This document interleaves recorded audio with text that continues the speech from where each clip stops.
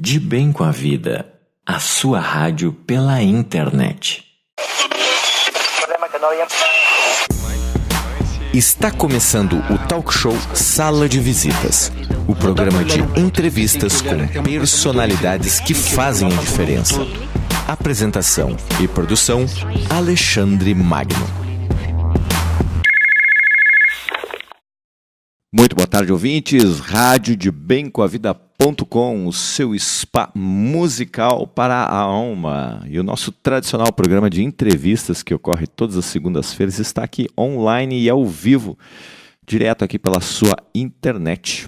E eu estou recebendo aqui no estúdio da rádio, aqui em Curitiba, o Dr. Luiz Nicolodi. Luiz Nicolodi, que ele é médico de família, ele também é homeopata, é acupunturista e também trabalha com constelações sistêmicas familiares. E ele traz uma temática hoje bem importante, bem interessante da gente conversar aqui, que é sobre as constelações como um tratamento para a saúde. Então, se você está nos acompanhando aí pela internet, você vai poder fazer interatividade conosco aqui no estúdio. É muito simples. Basta você nos conectar ou via WhatsApp, que o DDD é o 41 99 667 6997, DDD 41 99 667 6997, ou então através do Facebook, que é o Rádio de Bem com a Vida, ou até mesmo através do nosso e-mail, que é o contato@radiodebemcomavida.com. Então, qualquer um desses canais, você pode mandar a pergunta para cá, que o Dr. Luiz vai responder ao vivo para você. Se você mandar perguntas via WhatsApp, somente via texto, para que eu possa ler aqui e passar para o Dr. Luiz Nicolodi. Então vamos lá. Boa tarde, Dr. Luiz. Boa tarde, Alexandre. Boa tarde, ouvinte da Rádio de Bem com a Vida. Só gostaria de agradecer o convite, que é um prazer, é uma alegria de estar de novo aqui na rádio. A gente já pôde participar em outro momento também, nesse programa de entrevistas. E elogiar o trabalho do Alexandre também, de sempre estar trazendo essa intenção na rádio de divulgar informações que venham a trazer algum tipo de benefício para as pessoas, né, para a saúde, enfim. Então, muito contente, muito alegre de estar aqui e contribuir um pouco com esse tema que a gente tem hoje para conversar. Muito bem. Então tá, Luiz. Você tem várias formações aí na área da saúde, né, como médico, trabalha com acupuntura, trabalhando aí com medicina de família, trabalhando também como nutrologia. Nutrologia, homeopatia, né? Enfim, uma série de ferramentas. E agora, juntando tudo isso com as constelações sistêmicas familiares, né? Como que foi essa transição aí, doutor? Como que você começou com tudo isso, na verdade, e depois o que chamou a atenção para essa nova ferramenta aí, né? Então, é uma construção constante, eu acho, né? A gente nunca está terminado. E eu acho que a humildade de a gente sempre querer estar estudando e compreendendo um pouco mais do ser humano é que fez a gente procurar esses outros caminhos, né? Eu, quando eu estava estudante, eu me formei aqui na Universidade Federal do Paraná, eu tinha um grande desassossego em relação à abordagem mais centrada no hospital, que focava muito mais nas doenças, né? Muitas vezes os pacientes que estavam internados no hospital, pacientes altamente complicados, com muitas patologias, né? E uma tendência, então, dos médicos olharem apenas para as doenças das pessoas, mas conhecerem muito pouco da vida delas, né? Do que elas faziam, dos hábitos, enfim, e da forma como elas se relacionavam. E isso foi criando um desassossego dentro de mim e consegui terminar a minha formação. Não foi muito fácil, acho que para nenhum estudante de medicina é fácil, mas logo depois eu fui tentar procurar um pouco a medicina que eu acreditava mais, que era uma medicina, pelo menos naquele momento eu falava que tem a ver com olhar o ser humano mesmo, né? E a doença é uma questão que está ali, mas a gente tem que entender o ser humano que está por trás, né? E aí, então, eu fui fazer medicina de família, fiz residência no Grupo Hospitalar Conceição, em Porto Alegre. Foi um período muito rico, porque eu tive a oportunidade de ver, né, essa abordagem mais integral, olhando a família, olhando a pessoa na comunidade, também com uma medicina menos medicalizante, né, que é uma coisa que eu gostei muito na medicina de família. Porém, eu também ainda estava um pouco refém do arsenal terapêutico centrado em alopatias, em medicações convencionais. E isso causava um certo desassossego também, porque as pessoas melhoravam dos sintomas quando iam na consulta e tomavam os remédios, mas assim que deixavam de tomar os remédios, muitas vezes acabavam tendo retorno de sintomas e patologias, saíam de controle. Então eu falei, puxa, eu quero algo um pouco mais amplo. E aí eu conheci desassossego, eu fui estudar acupuntura e homeopatia. Na época eu fiz essas duas especialidades ao mesmo tempo, quando eu já tinha voltado para Curitiba. E ali foi um pouco mais tranquilo, foi me pacificando, digamos assim, como médico, né? E também pude, aos poucos, vendo resultados diferentes do que só a alopatia proporcionava. Também via que, além do tratamento da doença, as pessoas, com essas abordagens, elas se conectavam mais com elas e começavam a construir relações diferentes. Então, isso foi me interessando mais e a gente continuou ampliando. Eu tinha uma prática já pessoal de meditação, né? Eu sou budista e praticava a meditação e tinha muita vontade também de levar a meditação, o silêncio, esse centramento interno de uma forma que fosse útil para os pacientes. E aí a gente foi buscar qual que seria qual a melhor ferramenta, qual a melhor abordagem. Aí na época eu me interessei muito pelos programas de mindfulness, né, de atenção plena, e fui fazer formações também, e a gente trabalha com esses programas até hoje, eu acho muito útil. A gente até teve ontem um mindfulness no Parque Barigui, foi muito interessante. Práticas de atenção plena com compaixão.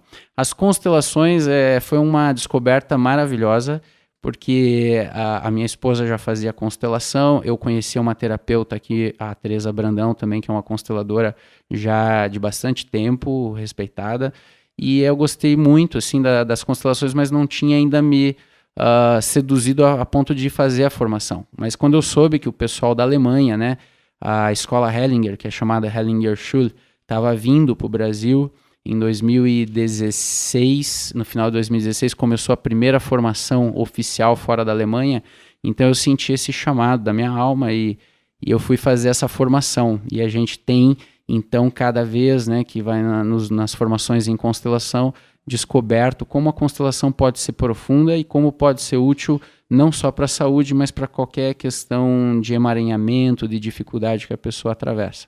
E aí o trabalho nosso, meu com a Maiana, a gente começou com as constelações no final do ano passado, né, com as constelações, e estamos trabalhando também agora com temáticas relacionadas à saúde, né?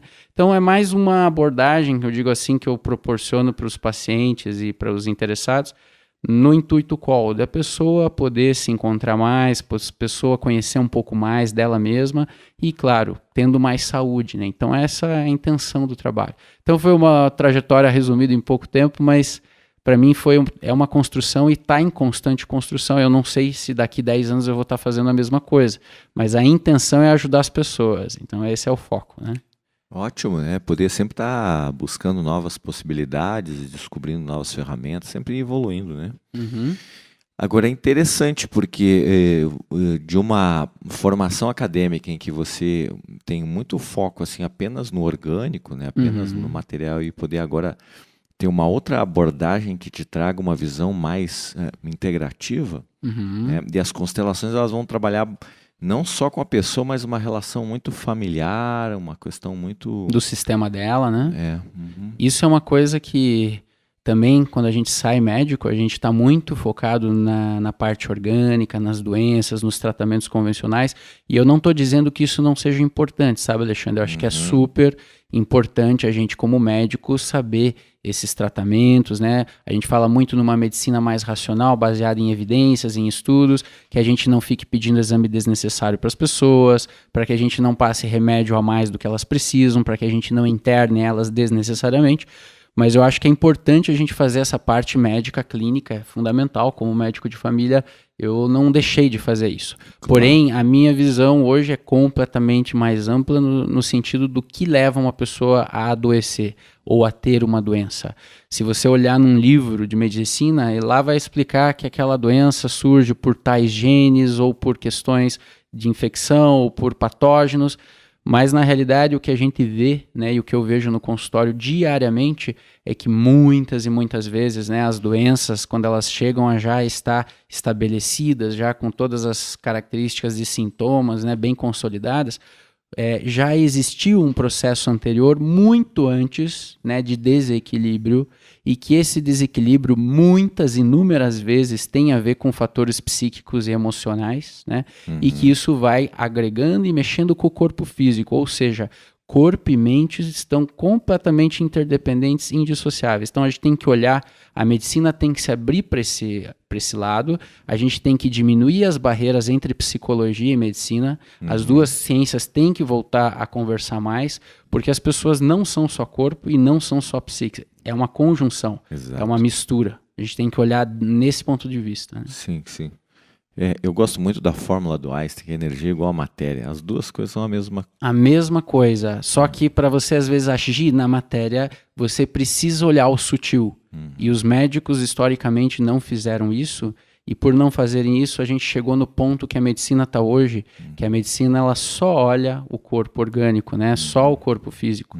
E aí o que acontece? As pessoas ficam frustradas, porque elas já passaram por vários médicos, várias especialidades, já fizeram vários exames, já trataram inclusive as doenças do ponto de vista ali do livro de medicina, dos estudos, e não estão melhores. Elas ainda estão em sofrimento. Então, nesses casos, nós precisamos perguntar, como médicos responsáveis e como sociedade, será que não há algo a mais aí? Será que nós não precisamos de uma abordagem um pouco mais ampla para ajudar a aliviar esse sofrimento? É isso que eu acho que a gente está hoje, o momento é esse, de mudança, né?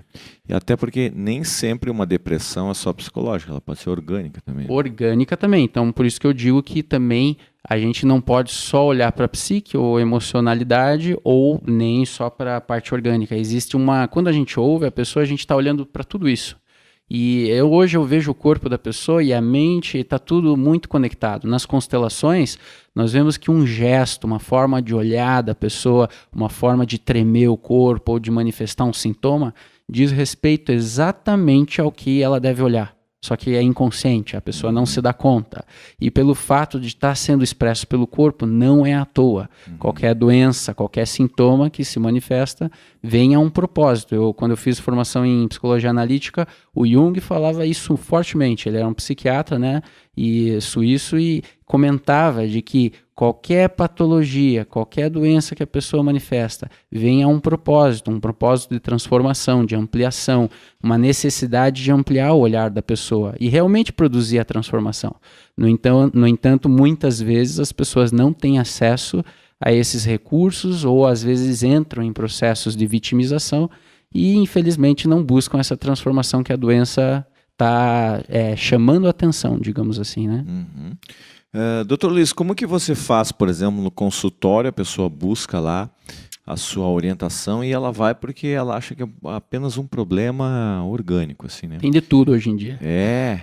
E como que você percebe, esse caso é para trabalhar constelações? Que indicativos que você tem que lhe ajudam a perceber isso? É interessante porque desde que eu comecei a trabalhar com constelação, existe também uma certa percepção que vai sendo ampliada, e é claro que temáticas que antes surgiam na consulta e o médico não percebia, a partir do momento que ele é constelador, começa a perceber e a compreender o porquê daquilo está surgindo na consulta. Mas na consulta, basicamente, a pessoa vai lá por qualquer motivo é justo, é digno de a pessoa buscar ajuda profissional. Mas, né, o que eu digo para os meus colegas médicos também que vão procurar, às vezes, um aconselhamento ou perguntar como é que foi a minha trajetória, a diferença numa consulta médica em que você deixa a pessoa falar livremente a partir da alma dela, isso faz a diferença na hora de diagnosticar e fazer o tratamento. Porque se eu estou preocupado apenas em encaixar a pessoa em diagnóstico, eu já não estou ouvindo ela, eu estou ouvindo uma parte muito superficial da questão dela. Se eu estou sem nenhuma expectativa, apenas aberto a ouvir a demanda dela em qualquer nível que ela traga, isso já gera um campo terapêutico favorável para a cura ou para o equilíbrio, né? Então, o que eu digo hoje é eu não tenho nenhuma expectativa em relação a resultado de tratamento, em relação ao que eu tenho que orientar. Eu só faço isso no final da consulta e durante toda a consulta, na homeopatia a gente aprende a fazer isso, eu não estou na expectativa, eu não estou com intenção, eu simplesmente deixo o paciente completamente à vontade para que ele manifeste o que ele quiser. E muitas vezes o que a gente percebe, né, que isso vai levar o paciente diretamente a um contato mais profundo com ele mesmo. Às vezes com o inconsciente, quando ele narra um sonho, quando ele narra uma crise de vida, né? Uhum. E em relação às constelações, as temáticas elas surgem fortemente na consulta também. Então, às vezes a gente vai perceber que um sintoma que a pessoa tem, outras pessoas da família já tiveram. E como Hellinger fala, né, quem criou as constelações familiares, sistematizou todo esse pensamento que a gente chama de Hellinger ciência, né? Ele fala que geralmente esses sintomas, essas doenças, elas vêm mostrar aspectos de exclusão do sistema que a pessoa passa, né? Então, muitas vezes nas famílias, nós temos sempre aquelas ovelhas negras, ou pessoas que ficaram doentes, ou pessoas, no caso de mulheres que abortaram, crianças que não puderam vir à vida, e que isso atua sistemicamente nas gerações futuras, mesmo que a gente nunca tenha tido contato com esses parentes. E isso que é o incrível que o Hellinger descobriu, mesmo que você não tenha tido contato com uma avó distante, mas se aquela avó sofreu de alguma forma e aquilo não foi resolvido e a família ocultou aquilo de alguma forma, aquilo não é conversado às claras, aquilo atua sistemicamente nas gerações futuras.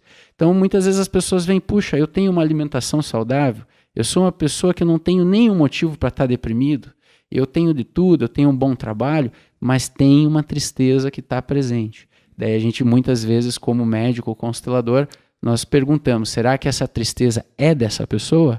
Ou será que ela está identificada com uma outra pessoa do seu sistema? Então essa é a pergunta que geralmente um constelador faz, esse sintoma pertence realmente só a essa pessoa ou é um sintoma que está reverberando no sistema dessa pessoa? Muitas vezes a gente vai ver que não é só dela. Eu não estou dizendo que sempre é isso, mas muitas vezes a gente vai ver que essa depressão não é só dela, que o motivo da depressão é muito recorrente, que muitas mulheres também passaram já situações parecidas nas suas raízes genealógicas lá para trás. Então isso é muito interessante, porque a gente pode assim olhar para onde surgiu todo aquele emaranhamento, aquele distúrbio e poder de alguma forma encontrar uma solução melhor para essa questão. Complexo, né? Nossa, super complexo. Você começou falando ali sobre exclusão. Né? Exclusão. Eu gostaria que você pudesse esclarecer um pouco mais isso, porque depois a gente começa a entrar num campo bem interessante aqui da sombra, da exclusão, do não dito, do escondido. Isso mesmo. O que eu percebo como médico e, enfim, com a minha vivência. Exclusão é uma palavra que está muito ligada à aversão. E a aversão, a gente sabe que a aversão tem um custo muito alto para a saúde da pessoa. Toda vez que a pessoa tem aversão a qualquer coisa, a qualquer pessoa, a qualquer fato da vida dela, isso gera o que o Jung falava de uma sombra. Uma sombra vai crescendo no inconsciente dela. Na questão sistêmica, Hellinger fala a mesma questão. Toda vez que alguém foi excluído desse sistema, seja por ter sido um assassino, seja por ter tido uma doença grave, por ter sido deficiente, por ter tido um aborto que ninguém quer falar, ou por ter uma doença que socialmente não era aceita lá no passado, essa exclusão tem um custo enorme para o sistema. E muitas vezes os sucessores, né, eles vão, de alguma forma, como Hellinger fala de uma forma muito bela, por amor, por estar conectado. Existe um amor que permeia todo o sistema, sempre. Por amor, essas pessoas que vieram depois estão muito conectadas a esses excluídos. E muitas vezes ficam doentes da mesma forma que esse excluído ficou. E muitas vezes atravancam suas vidas e colocam limitações à sua plena realização, seja no trabalho, seja na saúde, como uma forma de um amor, mas um amor cego a esse excluído. O que é um amor cego? É um amor que leva à morte, é um amor que leva à cegueira, é um amor que não é favorável à vida, né? Então, o que Hellinger descobriu foi nesse sentido. Toda exclusão tem um custo muito alto. Portanto, Se você está me ouvindo hoje, a primeira pergunta que você pode fazer para o seu sistema, né, internamente é: será que houve, né, excluídos nesse sistema, nessa família? Como foi a história do meu pai, da minha mãe, dos meus avós? De onde eles vieram? O que eles fizeram? Qual foi a história deles? Será que isso tem reverberação sobre mim, sobre meus filhos? Essa é a pergunta que a gente deve fazer se a gente quiser adentrar nesse campo das constelações. Né? Segredos de família. Também. Segredos de família, muitas vezes, determinam muitas... existe uma reverberação forte nos sucessores, né, nas novas gerações, porque muitas vezes segredos de família dizem respeito a uma temática que deve ser olhada. Não sempre nas constelações nós vamos ter autorização a olhar diretamente esses segredos de família, mas pelo menos perceber que ali existe um segredo e que isso é importante. E de qualquer forma, tendo ou não segredo, aceitar com amor todos aqueles que passaram, porque como o Hellinger fala, nós aqui não estaríamos vivos se não fosse a energia dos nossos antepassados, né? Então, o nosso pai, nossa mãe, independente do que fizeram, independente das suas escolhas na vida, eles fizeram o mais importante, o que tem mais valor, que é ter doado a vida, né? Uma parte, 50% de cada um foi doado para que você estivesse aqui hoje. Então, isso é muito importante para a gente encontrar o que a gente chama de cura ou equilíbrio, né?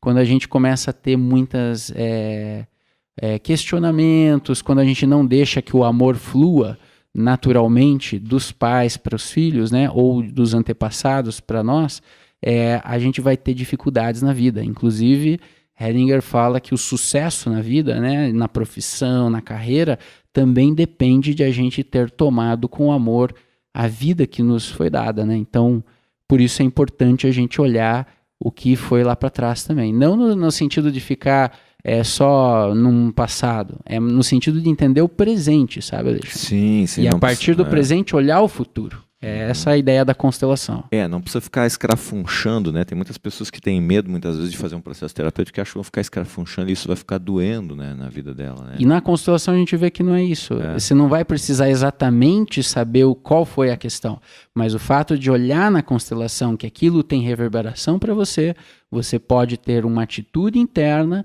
mais próxima de um amor sadio ou de uma inclusão, promover uma inclusão do que foi excluído. Essa é a primeira lei do amor que o Hellinger fala, que é a lei do pertencimento. Todos querem pertencer, todos que são de uma família ou de um sistema querem pertencer. No trabalho, todos os funcionários querem pertencer de alguma forma à empresa. Se eles não se sentem assim, eles estão se sentindo excluídos e isso tem consequências para a empresa. Ou numa família, se alguém se sente excluído, existem consequências para essa pessoa na saúde dela e também para as outras pessoas. Daria para dizer que o sintoma, então a doença, é uma forma do excluído se tornar rebelde para aparecer e dizer, olha, precisamos de atenção. De uma certa forma é assim.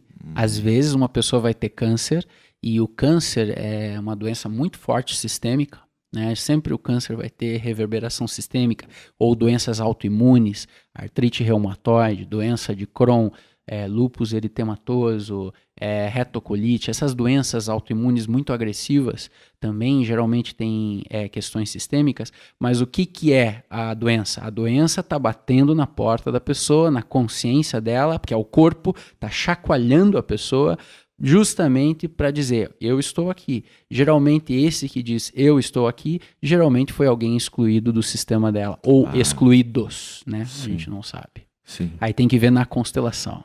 Claro, porque muitas vezes... Cada constelação é uma história. Nossa, isso é o fantástico, né, de perceber, né? É uma coisa muito individual, não existe um padrão que possa se dizer que é sempre assim.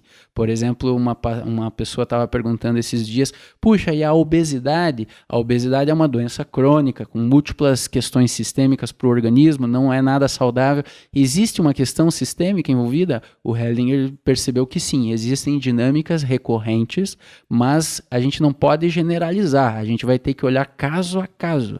E aí então a constelação se abre no dia do encontro, quando a pessoa está em contato com a constelação dela.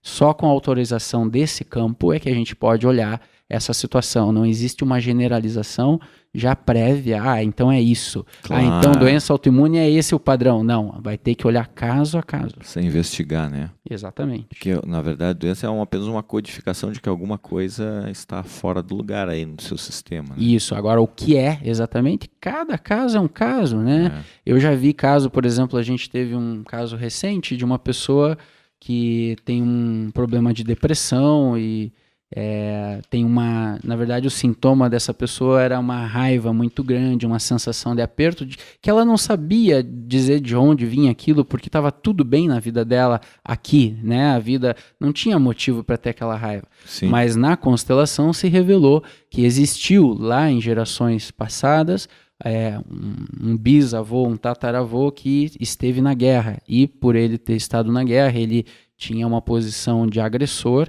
Ele matou muitas pessoas, então muitas pessoas foram mortas. E a gente diz que mortos, vítimas e agressores sempre estão karmicamente muito entrelaçados, né? Então eles sempre estão juntos. Se essas pessoas que foram mortas por esse agressor, elas não forem também reconhecidas no sistema, porque elas também vão fazendo parte dessa família, mesmo de não ser parte de sangue, mas pelo que aconteceu, por ter sido um acontecimento muito forte de ter tirado a vida delas, elas também estão nesse sistema familiar. Se as gerações futuras não reconhecerem essas pessoas que foram mortas por um antepassado lá numa guerra, isso também tem reverberação. E no caso dessa paciente, ela tinha uma raiva muito grande, mas tinha a ver com esse processo de exclusão que tinha acontecido há gerações atrás. Claro, eu imagino que além da raiva pode vir uma série de outros sentimentos, vergonhas, né? Culpas. A culpa é muito presente hoje em dia, né? A culpa às vezes não é só tua, ela vem sistemicamente. E se você não dá cabo disso, os filhos podem ter essa sintomatologia também, assim. Com certeza, é o que eu vejo, eu sou homeopata também, então às vezes as mães levam as crianças no consultório por causa de hiperatividade, porque a criança está ficando doente o tempo inteiro, porque a criança tem que tomar antibiótico a cada 2, 3 meses, e a gente vai lá e a gente, claro, sempre é uma questão sistêmica. Como que uma criança está bem de saúde? Como uma criança está feliz, está realizada? Se os pais estão bem. Se o casal atravessa dificuldades, de onde veio a energia da criança? Veio da união desse casal. Se esse casal não está bem, se esse casal está em conflito, essa criança está no meio desse processo. E a criança, por amor, mais uma vez, amor, o Heringer fala das ordens do amor. Por amor, ela se coloca à frente e fala, deixe que eu vou no seu lugar, deixe que eu sofro por vocês. Eu não quero que vocês sofram, eu sofro por vocês. E muitas vezes, então, é o que a gente diz, a criança, ela capta tudo desse sistema e fica adoentada, mas na realidade o problema veio antes, tá? Na questão do casal ou na questão das famílias, que as famílias não se dão, ou existem problemas de relação nas duas raízes das famílias, né? Então a gente daí vai vendo onde que está a questão e vai apontando isso para os pais também. E também é uma forma dessa mãe, desse pai, retomar a sua responsabilidade nesse caso. Porque é muito fácil, às vezes, falar para uma criança, é meu filho que está doente, é ele que tem problema. E eu me isentar e me ausentar da minha responsabilidade. Então isso é uma questão. Quando ela vai no consultório, eu geralmente coloco na parede um pouco, porque eu falo, veja, teu filho não está doente à toa. Você acha que ele adoeceu do nada, né? Então você também, de uma certa forma, tem parte nessa questão. Deve ser olhado. Ontem à noite eu ainda falava no programa alguns casos, por exemplo, de crianças que voltam a ter sintomas. Até citei um caso bem interessante, que a gente até estuda isso dentro da hipnose, né? Certo. De uma criança que depois que já desfraudou, começa a fazer xixi, volta a fazer xixi, né? E aí parece que existe alguma coisa do pai ou da mãe que não conseguem desaguar muitas vezes as suas emoções, ou com a sua tristeza, ou a sua mágoa, e a criança vai lá e por amor faz esse papel. Faz isso por eles, né? Claro, esse é um exemplo que você percebeu, né? Eu não saberia, teria que ver a constelação caso a caso. Mas a questão que você está falando é extremamente correta. Criança manifesta sintoma que às vezes precisa vir para chamar a atenção das pessoas que estão envolvidas. Como, no caso aí, existe uma hierarquia. Os pais vieram antes, a criança veio depois. Eles também têm mais maturidade, teoricamente, do que essa criança. Eles têm uma carga de responsabilidade muito maior. Então, eles devem procurar ajuda, eles devem estar fortes. Se os pais estão fortes, centrados no seu lugar, a criança fica bem. Não tem como uma criança estar mal, né? Aí, claro, se tiver alguma questão, a gente vai olhar também para essa criança e vai ver o que ela traz além desses pais, ou o que ela trouxe também de herança, né, genética, ou questões que o Hellinger fala, às vezes, de forças do destino. Às vezes existe um acidente que alguém bate o carro e fica tetraplégico. Quer dizer, são questões tão profundas pontuais, né? Que a gente não consegue ver de onde vem aquilo, por que aquilo aconteceu. Não existe uma explicação lógica, mas que são importantes e às vezes acontece. Às vezes vem uma criança com uma série de problemas, né? Às vezes passa no hospital, fica internada, faz cirurgia, tem questões cognitivas envolvidas, não consegue se desenvolver, e aí então é uma questão muito mais profunda, né? Mas existe a possibilidade, mesmo em situações extremas, existir paz e amor nessa família, mesmo com essa criança cheia de limitações, né? Muito bem, eu estou conversando aqui com o Dr. Luiz Nicolodi, né? Dr. Luiz Nicolodi, que está falando sobre constelações sistêmica familiar como uma forma de tratar doenças, né? Se você quer mandar as suas perguntas aqui para o nosso estúdio, já faço aqui para ele. Você pode enviar através do nosso Facebook, que é o Rádio de Bem com a Vida, ou através do nosso WhatsApp, que é DDD 41 99 667 6997. Ou então, você também pode fazer através do nosso e-mail, que é o contato@radiodebemcoavida.com. E nós temos perguntas aqui, doutor Luiz Nicolodi. Vamos lá. Ótimo. Temos aqui a Elizabeth de Curitiba. Boa tarde, Alexandre, doutor Luiz. Tem um tratamento para vícios, por exemplo, fumar, como é o tratamento utilizado não só em constelações como demais terapias? É eficiente? Para fumar. Para vícios, com certeza, tá? Existe uma pessoa que recorre a um hábito no sistema, por exemplo, se a gente for ver famílias de alcoolistas, o alcoolismo geralmente ele atingiu mais de uma geração, né? Então, às vezes o avô era alcoolista, daí aquele neto passa a ser, os filhos podem se tornar, né? Então, muitas vezes, as dinâmicas relacionadas ao alcoolismo que o Hellinger estudou e está descrito nos livros, em inúmeros exemplos de constelações, muitas vezes, é claro que a gente não pode generalizar, tem relação com a figura paterna, né? Então, essa figura masculina na vida da pessoa, né? Então, às vezes o álcool, o vício, o cigarro, ele pode entrar ali como uma forma de tentar lidar com essa ausência, com essa relação paterna que não está bem trabalhada. Se isso vai ajudar na questão do vício, com certeza.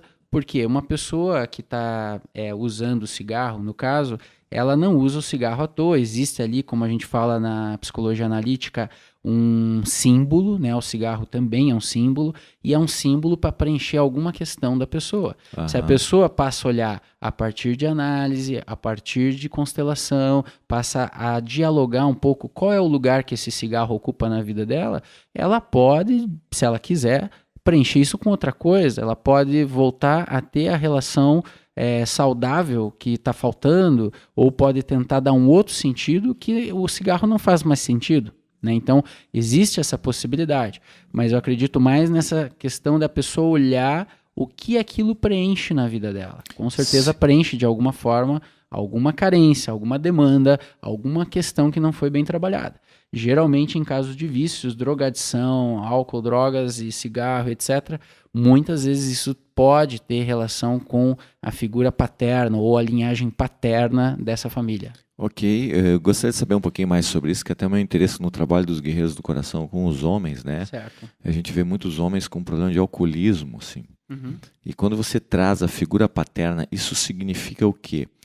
A dificuldade da relação com esse pai, ele suprir alguma necessidade do pai, ou o vício do próprio pai que não foi resolvido, ele não corta isso e a cadeia de descendentes. Várias possibilidades. Por exemplo, por amor, eu sigo meu pai. Meu pai foi alcoolista ou meu avô foi alcoolista, eu sigo essa tendência porque, de alguma forma, se eu for diferente, eu vou estar excluído.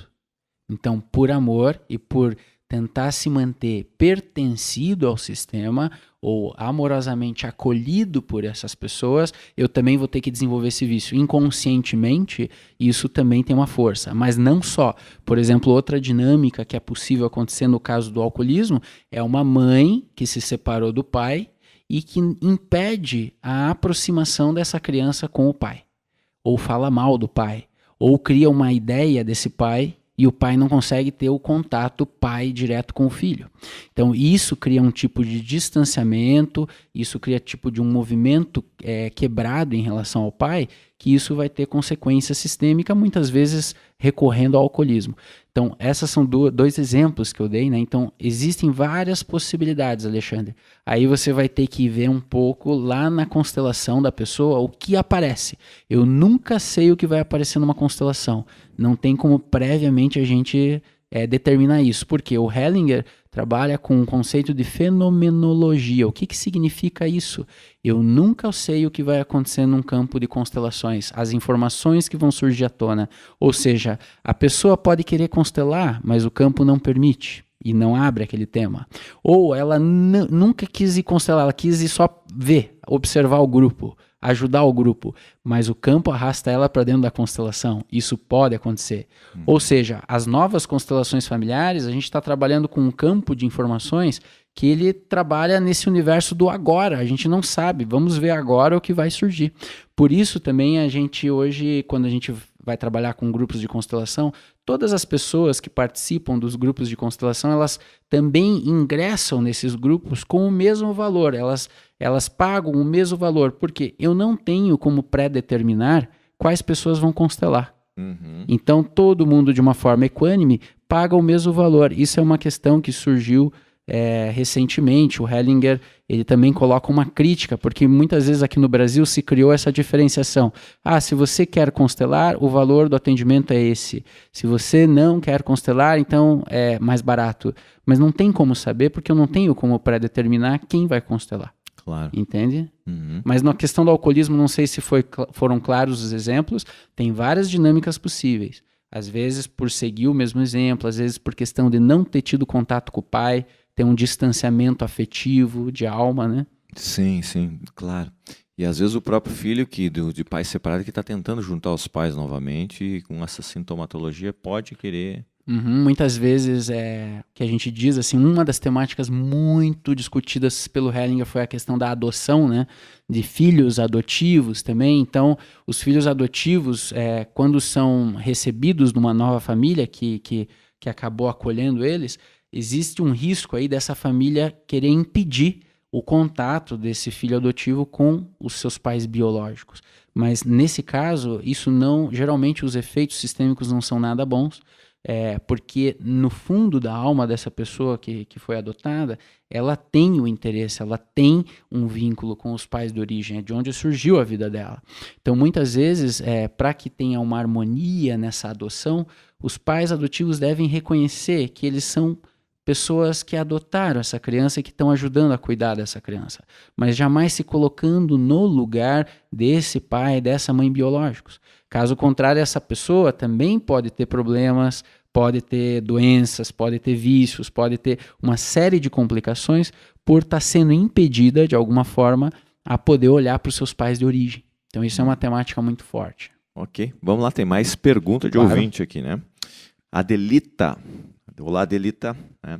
Gostaria de saber se doenças autoimunes como artrite, reumatoide, esclerodermia possuem alguma característica com relação sistêmica comum a todas as pessoas e qual seria? Né?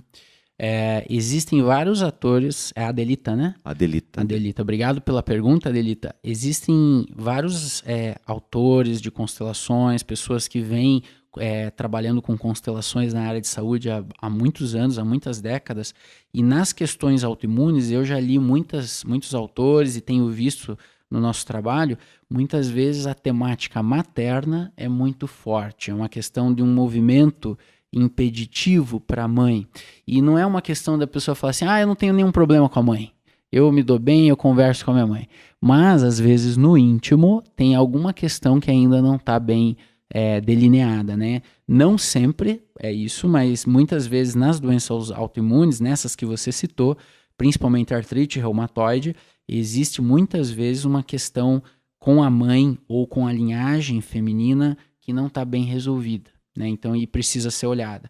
E existem casos maravilhosos de artrite, de esclerodermia, que tem uma evolução bem melhor bem mais tranquila depois que faz a constelação ou que trabalha no nível da constelação familiar. Isso não significa que você não vai fazer o tratamento convencional ou colocar outros tratamentos como acupuntura, homeopatia juntos, né? Mas se você ampliar esse olhar para essa questão mais da alma, né, da grande alma que o Hellinger fala, com certeza essa evolução da artrite tem um outro desfecho, que não está nos livros de medicina. Né? A gente precisa, se você for ler no livro de medicina, artrite, reumatoide, doenças autoimunes não tem cura. Eu discordo. Eu já vi pacientes terem doenças autoimunes, retrocederem, regredirem, não terem aquele processo inflamatório autoimune. Também é importante a gente olhar, não só do ponto de vista sistêmico, mas da homeopatia, as doenças autoimunes geralmente têm temáticas relacionadas a uma autocrítica interna muito grande. Né? E essa autocrítica também veio lá da questão familiar, com a mãe, com o pai, mas as pessoas têm uma autocrítica muito grande, geralmente isso eu percebo nas doenças autoimunes, e isso é tão intenso do ponto de vista psíquico que o corpo começa a gerar anticorpos contra si mesmo. Mas o que eu estou falando é de observação e de abordagens ampliadas, porque se você for ler no livro de medicina, a reumatologia vai dizer que isso não tem cura e assim mesmo você vai ter que tomar remédio pro resto da vida. E possivelmente corticoide, cheio de efeito colateral. Para aliviar as dores. Né? Então, para aliviar as dores. Né? A crítica é terrível, é corrosiva. Exatamente. Então, dá para olhar assim, a doença autoimune a gente pode olhar de um ponto de vista mais amplo. E não só isso, doença autoimune, se a gente for pensar na questão de anticorpos no corpo, a gente precisa daí incluir no tratamento uma dieta bem limpa, desintoxicante, porque tem muita coisa que a gente come hoje, infelizmente, da industrialização, dos agrotóxicos, de toda a cadeia produtiva de alimentos que é completamente louca, né? E a gente não sabe, que produz uma série de inflamações no corpo, enfim. E aí, claro que num tratamento mais global, a gente lida não só na questão emocional, mas na questão física, né? Claro, também no alívio da dor, não vai tirar remédios de uma hora para outra, vai tentar diminuir de uma forma responsável, de forma que a pessoa consiga ficar com o mínimo de remédio, mas conseguindo tocar a vida dela, né? Sim, sim. Então, é algo assim multifatorial, né? Você tem uma predisposição orgânica, mas que trazem, que assim, quando você apresenta características psicológicas, assim... Também... Isso desencadeia. A questão genética, hoje existe um termo que a gente usa muito, a epigenética. Mais importante do que ter gene de doença, Alexandre, é a questão do ambiente, de como esses genes se expressam mediante o ambiente que a pessoa vive. Por exemplo, a meditação, os trabalhos de mindfulness no mundo inteiro provaram que a pessoa desinflama, passa a desenvolver genes que não inflamam, ou evita a expressão de genes que inflamariam o corpo dela. E ela passa a viver mais, a envelhecer menos, com mais qualidade de vida.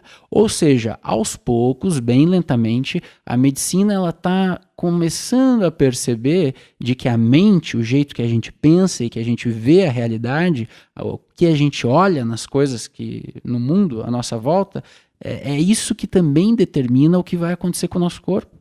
Nós podemos, de uma certa forma, autorregular a expressão gênica do nosso corpo a partir do que a gente pensa, a partir do que a gente intenciona para as pessoas, a partir das relações que a gente estabelece, do que a gente come, do que a gente escolhe beber, do que a gente escolhe fazer na vida, se o nosso trabalho nos dá preenchimento pessoal, isso é longevidade. Agora, se a gente vai para o trabalho já de mau humor, achando que vai ser tudo ruim, é óbvio que isso vai produzir a médio e longo prazo um processo de doença. Aí a pessoa olha lá quando está artrite reumatoide, mas já teve um processo antes, que precisa ser olhado. Não adianta só tratar a doença, não adianta só dar corticoide, metotrexate e imunossupressor. Isso é tirar, que nem falava um professor meu de medicina tradicional chinesa, é tirar a água da canoa furada, né? Você está só remediando, palhando, mas claro, você não está tocando nas questões centrais. E é isso que, infelizmente, a nossa medicina, ela não mostra para a pessoa o que deve ela olhar. Muitas vezes se palia, porque também é interessante para uma cadeia produtiva, se paliar, fazer as pessoas acreditarem que elas vão ficar cronicamente doentes, enfermas, que elas vão ter que tomar antidepressivo o resto da vida, que a questão dela é genética, que o cérebro dela não funciona direito e que ela precisa todo mês deixar uma contribuição para a indústria farmacêutica. Então, essa é uma questão que enfim, está em crise. As pessoas não aguentam mais isso, né? E aí a gente passa, então, a discutir uma medicina mais ética e que venha trazer um olhar de onde surgiu toda essa questão, né? Então, é isso. Esse é o trabalho. Sim, perfeito. Vamos lá, mais pergunta aqui. Bia, daqui de Curitiba. Nesse caso dos hábitos, a compulsão seria também um vício? Bom, com certeza, né? Se alguém compulsiona a comer ou a fazer qualquer outra coisa, um hábito de roer unha, um hábito de querer estar tudo limpo, qualquer tipo de compulsão é uma atitude aí, a gente pode dizer do ponto de vista analítico, né? Aquele é um complexo que vem à tona, né? Que a pessoa não tem tanta consciência que toma conta dela. Então, existe ali um conteúdo que precisa ser olhado. É claro que a pessoa só olha a cadeia final. Ah, eu como chocolate, eu assalto a geladeira no meio da noite. Mas antes disso, existe um processo ali inconsciente que deve ser olhado. A terapia pode ajudar, a homeopatia pode ajudar, várias outras abordagens terapêuticas podem ajudar a pessoa a entrar em contato com essa compulsão. E a compulsão também, se a gente for olhar sistemicamente, nós podemos fazer uma pergunta: a que propósito essa compulsão surge? Será que alguém já foi compulsivo? Será que nessa família já existe esse hábito, né? De onde que vem isso, né? Com qual a gente pode dizer que a compulsão muitas vezes não vai ser uma atitude só do indivíduo. Isso que a constelação coloca. As doenças, o que acontece com uma pessoa, muitas vezes não diz respeito só às questões individuais, mas dizem respeito a todo um sistema, uma constelação de pessoas. Então a gente vai ter que se perguntar se isso não é uma questão sistêmica que está vindo a um propósito, como você falou antes, de mostrar para a pessoa alguma coisa que ela não quer olhar. Então a gente precisa se perguntar nesse nível. Aí tem que ver cada situação, não tem uma generalização, né, desse processo de compulsão. Mas a pessoa, por exemplo, com mindfulness, a gente trabalha muito, né? Então, mindful eating, comer com atenção plena, ajuda em obesidade, porque a pessoa passa a ter uma construção simbólica com a comida diferente. Ela passa a também conscientizar o ato de se alimentar. Ela passa a tirar o piloto automático, aquilo que é o complexo, tomando conta dela. Então, também a pessoa vai conseguir melhorar a expressão, né, do desequilíbrio, no caso da obesidade. A mesma coisa com a compulsão. No caso, assim, você já percebe uma dificuldade, uma doença, enfim, de uma criança, né? Muito pequena ainda para poder participar de um processo de uma constelação. Os pais poderiam trabalhar com essa criança? Como que funciona isso? Sim. Então existe essa questão, né? Se a criança ela tiver um mínimo de compreensão, for um pouquinho maior e ela conseguir ficar numa constelação, às vezes, nem que for apenas assistindo a constelação, isso é muito legal. Isso é muito interessante se tratar de uma questão dessa criança. Mas em crianças muito pequenas, né? Quando não há possibilidade de estar presente, os pais podem ir sim, então olhar aquele filho, qual é a questão ligada a esse filho, ao que está acontecendo na saúde dele, enfim, existe esse tipo de autorização. Diferentemente, Alexandre, às vezes as pessoas vão e querem constelar o filho de 30 anos, que é uma coisa, né? Não há essa permissão, porque se a pessoa está passando uma questão, ela precisa vir pessoalmente. O que a pessoa pode fazer é olhar a relação com aquele filho de 30 anos. Ou as questões relacionadas à família, a ela, aos pais, enfim, que também dizem respeito ao mesmo tema. Mas o filho em si, as questões do filho, que já é um adulto, ele mesmo precisa tomar essa atitude e ir buscar auxílio. Então a gente não tem permissão de fazer constelações de pessoas que não estão presentes, com exceção de crianças ou de pessoas acamadas que às vezes não puderam estar presentes naquele E no lugar. caso de adolescentes assim que estão com problemas com drogadição, com álcool, tudo, e os pais podem pedir, assim, o campo, tipo assim, o campo daria permissão para esse trabalho? É caso a caso nesse ponto. É sempre mais importante esse adolescente reconhecer que está num emaranhamento e ele precisa de ajuda e ele vir com essa intenção pessoal de querer trabalhar.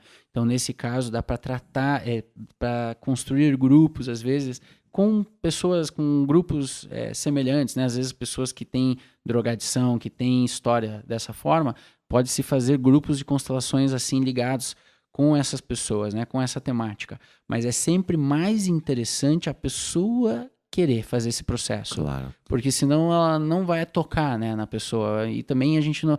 Às vezes o campo não vai dar autorização para a gente estar olhando aquelas questões, porque diz respeito a um adolescente que muitas vezes já tem grande autonomia. Apesar de estar envolvido num emaranhamento, né, com drogas, etc. Claro.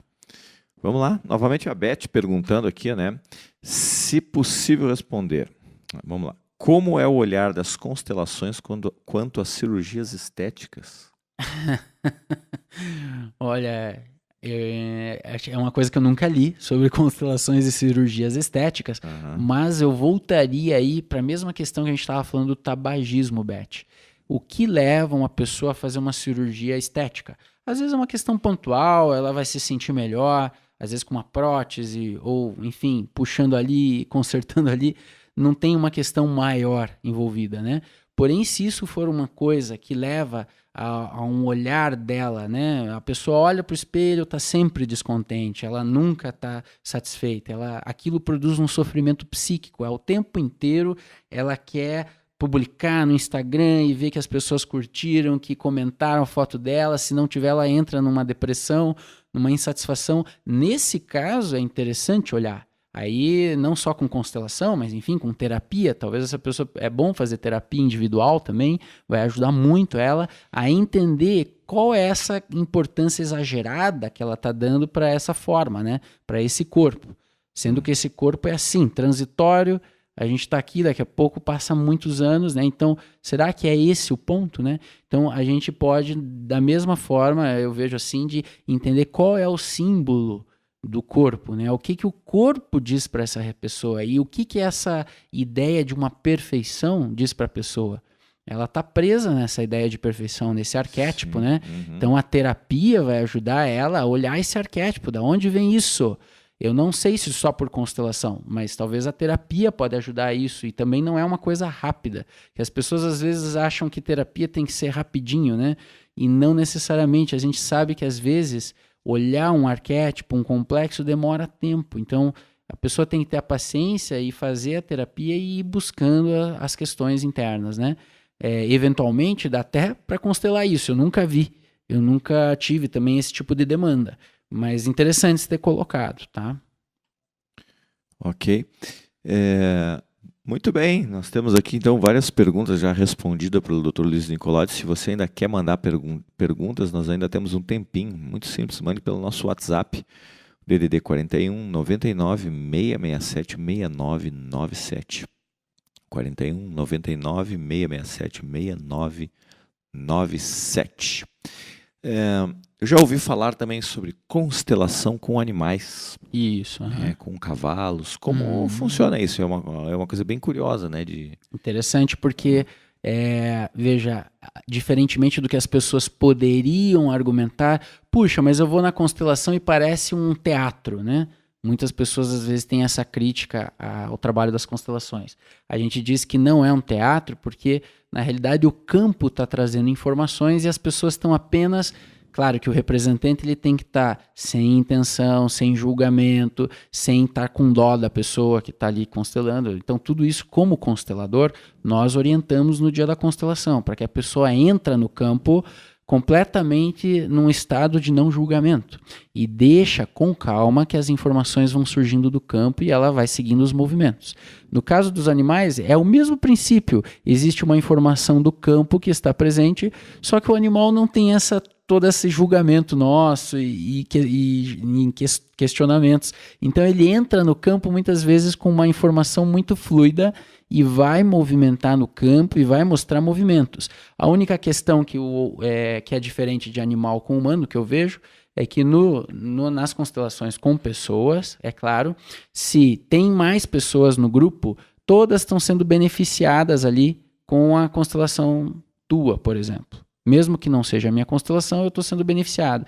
E existe a possibilidade dos representantes, no caso são seres humanos, eles poderem, a gente como constelador, poder usar algumas frases de ajuste, né, da hierarquia, de relações que não estão bem equilibradas. A gente pode, às vezes, num momento da constelação, fazer um representante dizer ao outro aquela frase que vai trazer a harmonia para o sistema.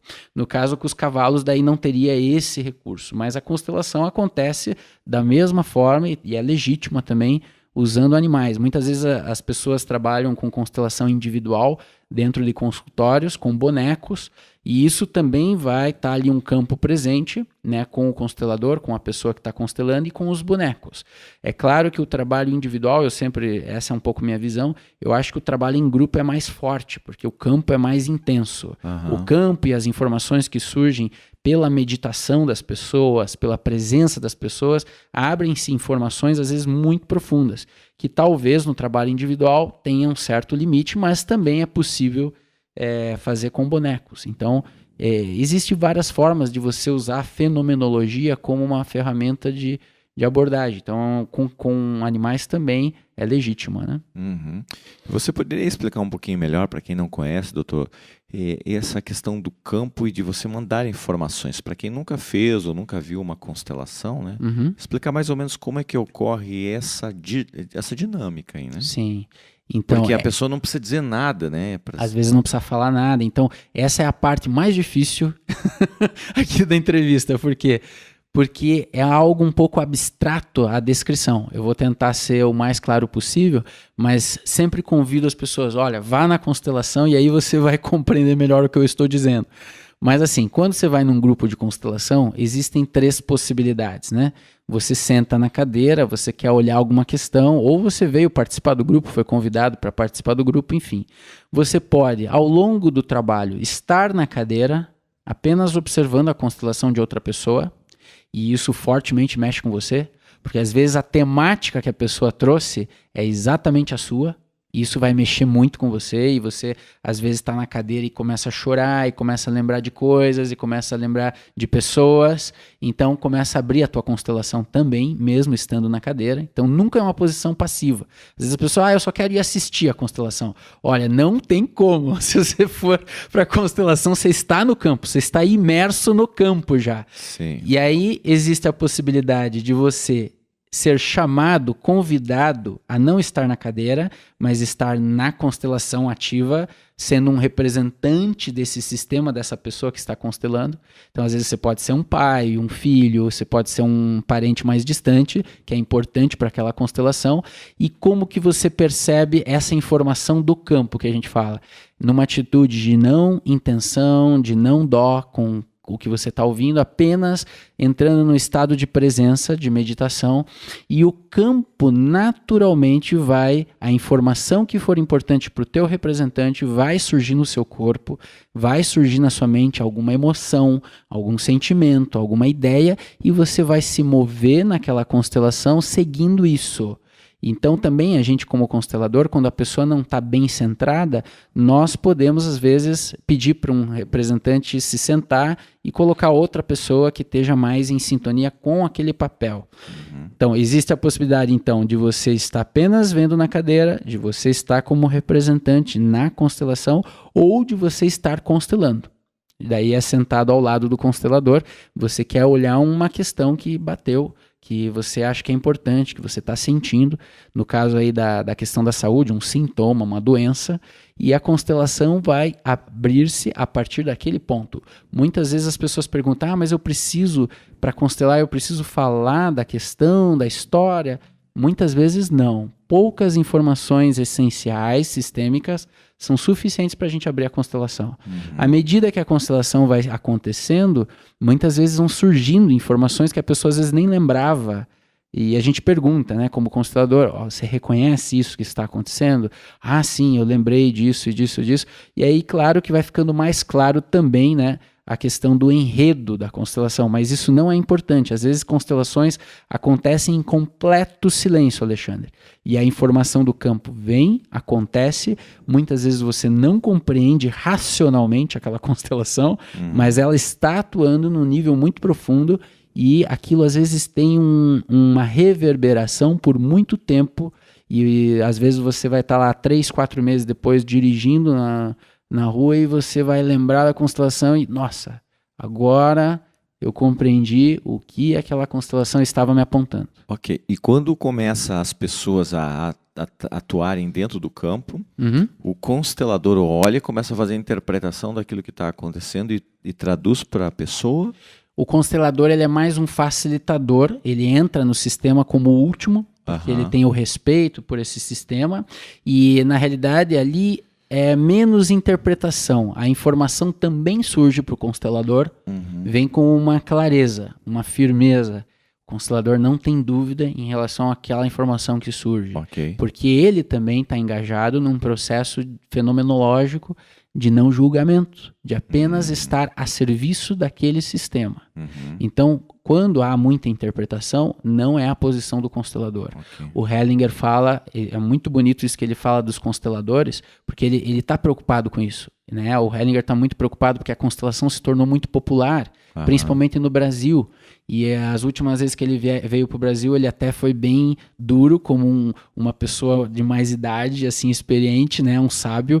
Ele falou assim, muitas constelações que acontecem, a maioria das constelações que acontecem no Brasil não são constelações. E foi super dura, são crime.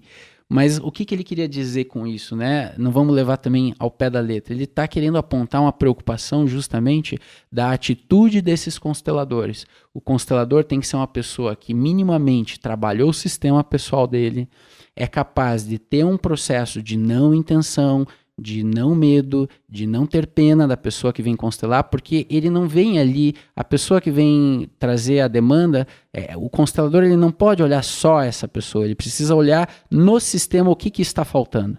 Então ele tem que ter esse processo, e a quarta atitude, então, sem intenção, sem medo, sem pena e sem amor. O que quer dizer isso? Nossa, mas nem amor não tem... É mais no sentido desse amor apegado, de querer que a pessoa se dê bem, que a pessoa cresça, ela em si. Não, o constelador está a serviço de um sistema todo. Então isso é muito importante, né? E as pessoas quando forem escolher esse trabalho, elas têm que se certificar de que esse constelador ele tem essa formação mínima. Eu digo hoje que no Brasil, felizmente, a Alemanha, a Escola Hellinger escolheu o Brasil para fazer a primeira pós-graduação em constelações familiares no mundo, está sendo feita no Brasil, ela já começou a acontecer há mais de 1 ano e meio, mais ou menos, então hoje no Brasil, minimamente, né, com exceções de pessoas que já trabalhavam com Hellinger há muito tempo, iam para a Alemanha e tal, mas as pessoas que estão trabalhando com constelação, a meu ver, seria muito importante elas estarem engajadas nesse processo, porque é um processo que está muito vinculado a origem das constelações familiares, o Bert Hellinger, a Sophie Hellinger, que é a esposa dele, eles ainda estão vivos, então é a fonte, né? Então a gente precisa, para estar com um trabalho coerente e sério, estar conectado com eles, né? Então isso é um cuidado. Claro, sim, né? Eu entendo que muita gente que faz um workshop de final de semana tem uma certa compreensão, compra um livro e já sai conduzindo, né? Isso não é incomum no Brasil, né? Não. Não só com isso, mas com tudo, com acupuntura, com homeopatia, com várias terapias, né? A gente chama isso de aprendiz e feiticeiro, né?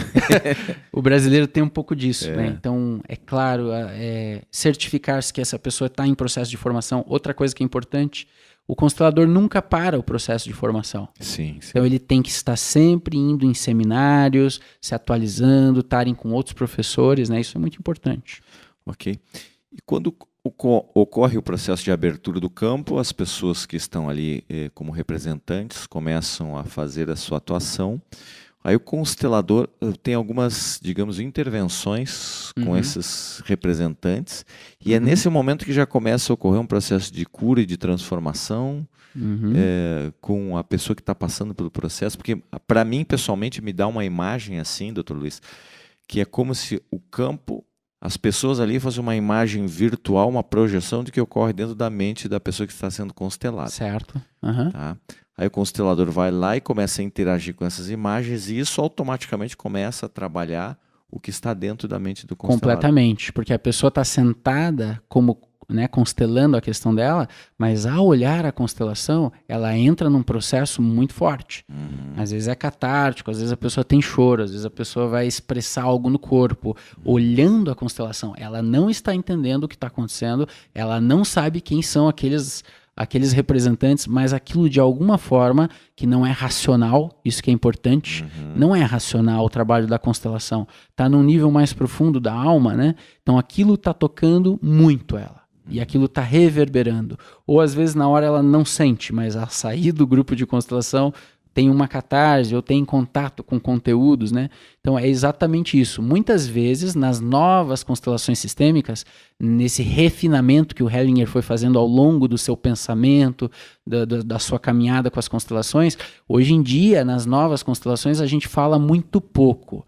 A gente usa poucas intervenções. Antigamente, quando o Hellinger estava um pouco mais próximo da terapia familiar sistêmica, da própria psiquiatria, da psicanálise, quando começou, ele intervinha mais nesses representantes, movia eles de lugar, testava posições, existia mais falas, testes, né, para ver qual era a posição melhor. Hoje em dia, no trabalho de constelações, a gente usa isso, mas usa menos. A gente tenta entrar num campo que o campo é tão forte e o campo próprio busca um equilíbrio ao estar sendo olhado, que a gente intervém muito pouco como constelador. Às vezes a gente sugere uma frase de um representante para o outro, às vezes a gente quer saber de um representante o que ele está sentindo, porque isso é importante para a pessoa ouvir daquele representante o que ele está sentindo. Às vezes a pessoa vai entrar na constelação no lugar do representante dela para poder vivenciar aquele processo. Então aí vai depender de caso para caso. Mas é exatamente isso que você falou, tem a ver com isso, né? Perfeito. Muito bem, Dr. Luiz Nicolodi respondeu várias perguntas e trouxe aqui várias questões importantes sobre problemáticas sistêmicas aí, né? E isso traz uma luz. Eu tenho aqui tem uma ouvinte que até traz um agradecimento aqui, né? Obrigada a vocês e parabéns pela iniciativa rara de ver um médico com um olhar além da bolha, tratar a origem, não apenas medicar. Parabéns, a Beth aqui de Curitiba, né? Obrigado, Beth. Então, você tem workshops, você tem atendimentos, como é que funciona tudo isso? E dê uma rota para as pessoas que estão interessadas em conhecer seu trabalho, em participar de algo aqui com constelações, Dr. Luiz. O que eu hoje tenho amadurecido, né, nessa parte da minha vida profissional, é o conceito que eu venho trabalhando um pouco como medicina ampliada. O que significa isso? A pessoa vai ser avaliada por mim, se for numa consulta, na parte física, clínica, né? Enfim, toda a clínica que a gente conhece, ela vai ser avaliada. Porém, eu vou estar também usando desse olhar mais amplo para identificar se existem questões ali que ela pode se beneficiar de outras abordagens, né? Daí o que a gente tenta às vezes incentivar é que a pessoa consulte, mas não só consulte, que ela participe em algum momento de um programa de mindfulness, que ela aprenda a meditar, que ela possa às vezes ir nos encontros das constelações ou num workshop, né? Para que ela vai aos poucos, ao longo da trajetória dela, ela vai podendo fazer várias terapias que todas convergem para o mesmo ponto, que é autoconhecimento, estar mais em ressonância com o seu sistema, estar integrada com o seu sistema, estar olhando para a sua vida de uma forma clara, não inconsciente, totalmente inconsciente, né? Que a gente tem inconsciente, mas não totalmente às cegas, né? Por exemplo, se ela quer fazer acupuntura, vai fazer em algum momento da vida dela, né? Então ela é convidada a passar por essas várias abordagens e no momento que ela achar melhor. Na questão das constelações, a gente tem um trabalho de 15 em 15 dias que eu faço com a Maiana, que é minha esposa. Então, de 15 em 15 dias nós temos grupos regulares de constelação ali no Biocentro, na Padre Anchieta, das 19h30 às 22h30, segundas-feiras, de 15 em 15 dias. Esses são os grupos regulares de constelações. Agora, nesse sábado, eu faço um convite para você, se você teve interesse e tem uma questão de saúde que gostaria de olhar, a gente vai ter um workshop aqui em Curitiba, também no Biocentro, na Padre Anchieta, que vai ser sobre um olhar para a saúde através das constelações sistêmicas. Então, às vezes, se você conhece alguém que tem uma doença grave, pode convidar. Ou se você tem um sintoma recorrente, eu sempre tenho gastrite, eu sempre tenho enxaqueca, isso também pode ser olhado sistemicamente. Então a gente vai estar nesse sábado das 8h30 até as 17h30, com um intervalo de almoço, fazendo esse trabalho em grupo, olhando a saúde de uma forma sistêmica. E as informações, se vocês quiserem entrar em contato conosco, no WhatsApp é 99259 0031, de novo, 99259 0031, ou você pode também entrar em contato pelo meu site, que é luizfnicolodi.com. Tá? Luiz com Z? Luiz com Z, luizfnicolodi.com. Telefone fixo também, 3209-5204. Tá? A Maiana, ela sempre dá essa informação se alguém precisar, né? Então repete os telefones aí para quem está anotando. Então os telefones de contato do consultório é 3209-5204 ou o WhatsApp é 99259 0031. Pode mandar mensagem sem problema. O site luizfnicolodi.com. Dr. Luiz Fernando Nicolodi, muita gratidão pela sua presença aqui, pelos seus esclarecimentos. Eu sei que tocou muita gente, né, que faz muito sentido para coisas que a gente não sabe muitas vezes explicar, e que talvez aqui traga uma luz, né, para a gente poder encontrar aí resultados muito positivos na vida. Uma gratidão muito grande. E aqui a rádio vai estar sempre aberta para você trazer alguma coisa para falar para as pessoas, né, do seu conhecimento, da sua habilidade, aí, da sua prática no dia a dia. Sim, obrigado também o Alexandre. Alexandre Magno já é um parceiro de outras épocas, né? E sempre com boas intenções, boas motivações bem altruístas, né? Eu conheço o trabalho dele e fico muito feliz de poder contribuir de alguma forma com o programa. Para mim também foi muito bom falar sobre esse tema, porque é algo que também não é muito... não faz tanto tempo assim que isso integra o meu olhar. Então é bom a gente poder compartilhar e poder responder perguntas. Isso é bom para nós, né? Claro, a gente vai crescendo também como profissional. E estou à disposição de você, ouvinte, quando precisar, né? Se quiser olhar de uma forma mais ampla a sua saúde, eu sempre vou estar à disposição. Perfeito. Essa entrevista vai ficar disponível logo aqui na página do nosso YouTube, né? No canal do YouTube, Rádio de Bem com a Vida. E se você está inscrito aqui no WhatsApp da rádio, que é o 41 99 667 6997, você vai receber aí com exclusividade o link assim que estiver pronto para você poder escutar aí no seu celular, notebook, enfim, onde você estiver. Gratidão, doutor Luiz, que você possa ter uma boa tarde e até um próximo encontro. Saúde a todos, né? E a gente se encontra numa próxima. Ok. Você acabou de ouvir o Talk Show Sala de Visitas, o programa de entrevistas com personalidades que fazem a diferença com a interatividade dos ouvintes. Para escutar as entrevistas anteriores, acesse e assine o canal do YouTube da Rádio de Bem com a Vida. E para receber em primeira mão a entrevista de hoje, solicite o link da gravação via WhatsApp da rádio. Talk Show Sala de Visitas. O entrevistado com você, onde você estiver. De Bem com a Vida. A sua rádio pela internet.